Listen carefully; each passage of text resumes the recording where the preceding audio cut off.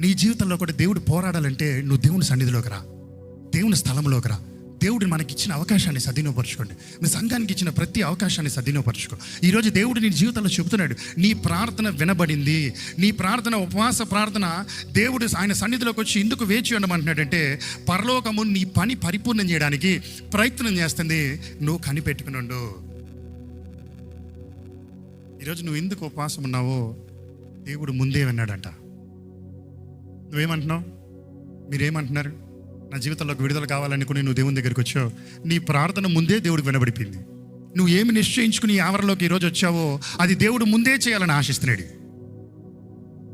కానీ ఉపవాసం నువ్వు ఉన్నావా? ఏ రకమైన ఉపవాసం నువ్వు ఉన్నావు? వాటర్ ఫాస్ట్ ఉన్నావా? లేదా బోన్ షేకుని ఉన్నావా? లేకపోతే మాంసం తినకుండా ఉన్నావా? నువ్వు ఉపవాసం ఎలా చేయాలండి నువ్వు అడుగుతున్నావా? మీ దైవజనులు దాని గురించి చాలాసార్లు చెప్పారు.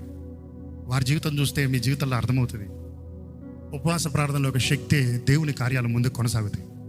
ఉపవాస ప్రార్థనలో శక్తే దేవుడు అనుకున్న కార్యాలు నెరవేరుస్తూ ఉంటాడు, చూపిస్తూ ఉంటాడు, బయలుపరుస్తూ ఉంటాడు, ముందుకు కొనసాగుతూ ఉంటుంది. ఈ సంవత్సరంలో దేవుడు నీ జీవితంలో ఎన్నో కార్యాలు చేయాలని ఆశిస్తున్నాడు. అదే రీతిగా సాతాను కూడా నీ జీవితంలో ఎన్నో కలవరాలు ఇవ్వాలని ఆశిస్తున్నాడు. నీకు ఏది కావాలి? నువ్వు ఏది కోరుకుంటావు? దేవుడు చేయాలి, దేవుడు ఇవ్వాలనుకున్న దాన్ని నువ్వు కోరుకుంటావా? లేకపోతే మనుషుల దగ్గర కావాల్సిన దాన్ని నువ్వు కోరుకుంటావా? దేవుడు ప్రార్థనలు వింటాడు.